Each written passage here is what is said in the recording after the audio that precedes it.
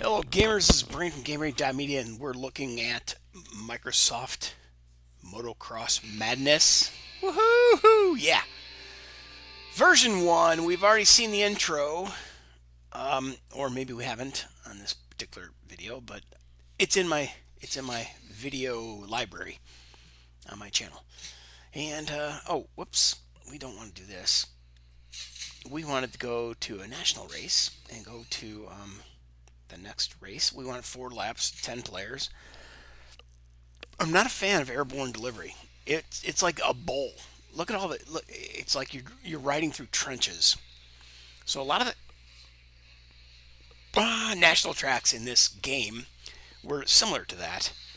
Therefore, we're going to bump into. Whoops.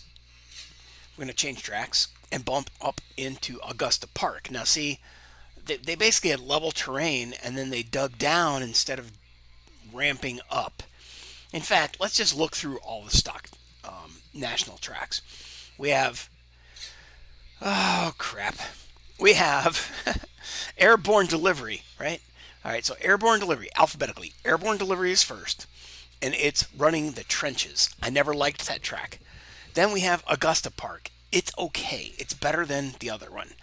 Bella's Bluegrass, one of my all-time favorites, and I actually created a reverse version of this track because you could run this track in reverse, and it was just as much fun as running it in the original designer's direction.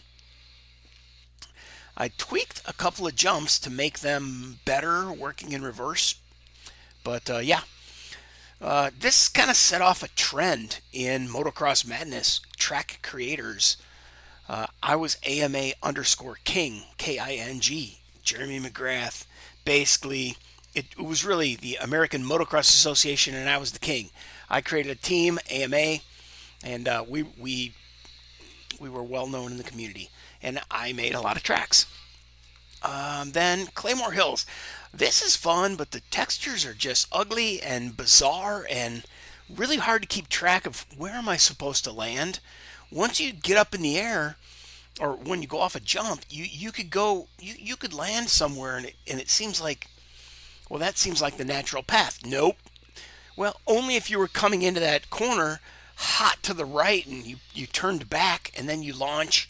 Well, then you could land on something else. I don't know. It was just really bizarre. Custer's Last Stand, as I recall correctly, this is also another track that, if you notice, you have a flat piece of ground and it's dug into the trenches. It's a really bizarre way of making tracks. They made sunken tracks rather than raised tracks. But, that was a thing back in the day. You know what? Maybe Desert Heat is, instead of Custer's, maybe Desert Heat is the one that I was thinking of that's really hard to tell where you're going because everything's the same color. Maybe not, though. We'll have to get into it and find out, right? Fool around and find out. Dirt Devil was always fun because, yeah, same frickin' thing. The textures and pathways were not essentially clear enough to make it distinct. Now, Flatlands, very, very easy. Very, very obvious where the track is. But again, it's built on the flat with depressions in the flat terrain. Weird. Weird style. Whoever made the original tracks, I think it might have been, it probably wasn't Rob Bernard. He was a developer. But anyway, here we are with Gold Rush. Everything's the same color, more or less. It's really bizarre and hard to find your way around. But Paradise Lost, that was really, really pretty good. At least you can see that they did take and rise above the flat level horizon terrain a little bit. So let's go to the next one, and that would be Pitfall. Oh, Pitfall. Yeah, this has a very clear path as to where you're supposed to go because, again, you're driving around in a trench. There's a wall next to you. You know that you're not supposed to go over the wall. You can't go off track. The spline stuff in this early game was really bizarre, but it beats the hell out of Excite Bike, right? All right, then we got Pressure Cooker. Now, I think this is one of the better tracks in the entire first edition of well, the only edition of Motocross Madness. Microsoft Motocross Madness. And Pressure Cooker is really, really a step above the other tracks because it rises above that flat terrain in the horizon, and it has a pretty obvious path. It does have walls. It is, there are trenches. It's kind of a bizarre in between acceptable and sucky. No, it's actually leaning towards a pretty good track. I forget though. I haven't been here in ages, dude. We're getting into a game that I haven't played since the year 1998, right? This is the year 2025. So we're talking 27 years later, right? All right, so here's Skylane. Now, this is a track where it's pretty clear. You got brown and you got green. And they do rise above the terrain rather than just run you through a bunch of ditches or trenches. But then we're looking at terminal velocity. Yeah, okay, good. We've gotten away from the everything's the same color, and we do have distinctions between the brown dirt and the grass between the track. But you notice that there's very little rising above the horizon, and then there are some pits sunk into the terrain. And then we're back to airborne delivery. So honestly, I'm going to skip airborne delivery. I'm going to skip the stuff I just flat don't like, and we're going to give this one a shot. Let's go. Let's race. I should have said let's race.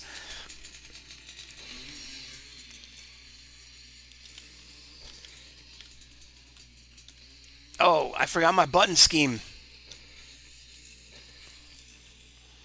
So back in the day, we used to play this with joysticks, not gamepads. Oh! And boy, I tell you what, it's very similar to MX versus ATV Reflex. Right? Your rider leans forward, he leans backwards. If he lands flat, he can continue. If he lands on his front wheel, he's going to flip over the bars. Right? Rider leans left. The motorcycle responds better. Boom, I just launched it. I did a preload. I did seat bounce. Boom, there it is again. Boom, just like Microsoft Reflex, dude. MX Reflex. Everybody's favorite, right? Or Unleashed. A lot of people have that as a favorite. Of course, I'm messing with you, but not so much. I mean, look at this. I'm able to throw not necessarily a seat bounce, but oh! Don't do it! Don't do it! Don't crash! Don't. Woo. Oh, poof! I fall down, and yeah, I knew I wasn't going to get up that. Oh, eventually, I'm going to remember how to do a knack-knack. Oh, yeah, look at that. Because that was my thing, being AMA King. And a Phantom McGrath, because he was the guy at the time. And I hated his blue hair and a lot. I actually hated a lot of his antics, but uh-oh. But he eventually grew up and grew out of that stupid crap and that stupid attitude. Sorry, Jeremy, but, that's the reality of life.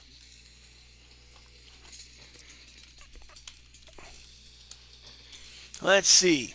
Lap 2 of 4. I'm in the last place position, of course. Haven't played the game in 27 years, dude. What do you expect? Oh! Oh, look at that! I didn't expect to get over that hill. It's like George Jefferson.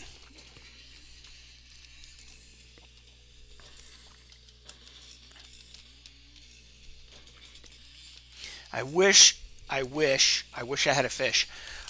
If anybody out there knows or has the Team AMA bike skins and rider skins which we all had back in the day in the Microsoft gaming zone. If we wanted to see the other people, the other team, and their custom skins, we had to download their skins. So a lot of people had my skins and our entire team. Our entire team skins and the... Whoa, yeah, baby. Had the team skins and the bike skins. Oh, oops.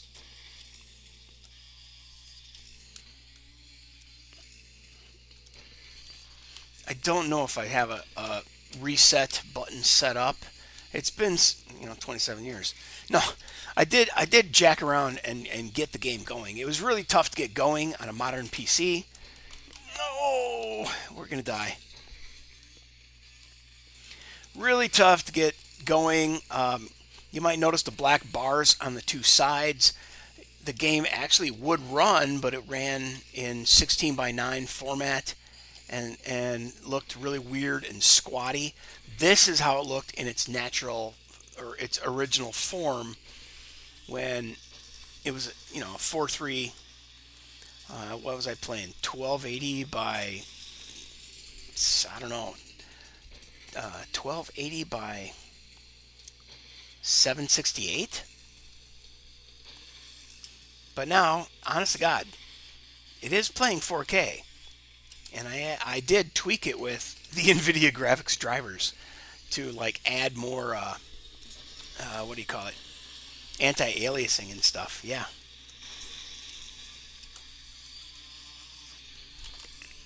Wow.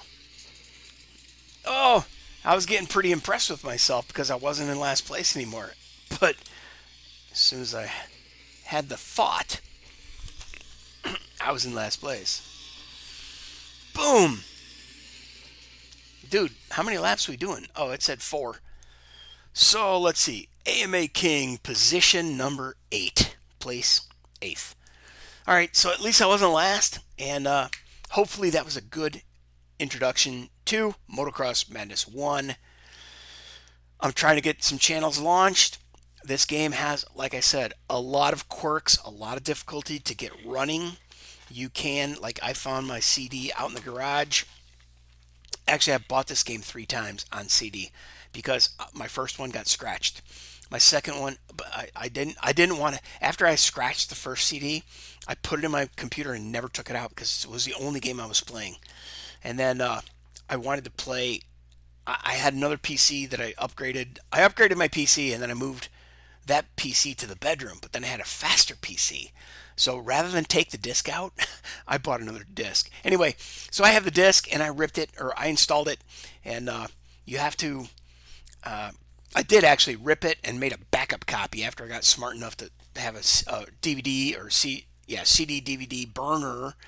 I made copies of my games, and they would run. Now, in some cases, they would not run, and you had to get a exe, no CD hack, no CD.exe. But whatever, I digress as usual. But dude, super fun game. Love it, love it, love it, love it, love it. This was the beginning of my video game obsession and addiction. So there it is, the introductory story of AMA King, Game Brain Media, and Motocross Madness 1. Catch you on the next video. Game Brain is gone. And so is AMA King, sadly. He might make a comeback if I ever get some motivation to edit tracks.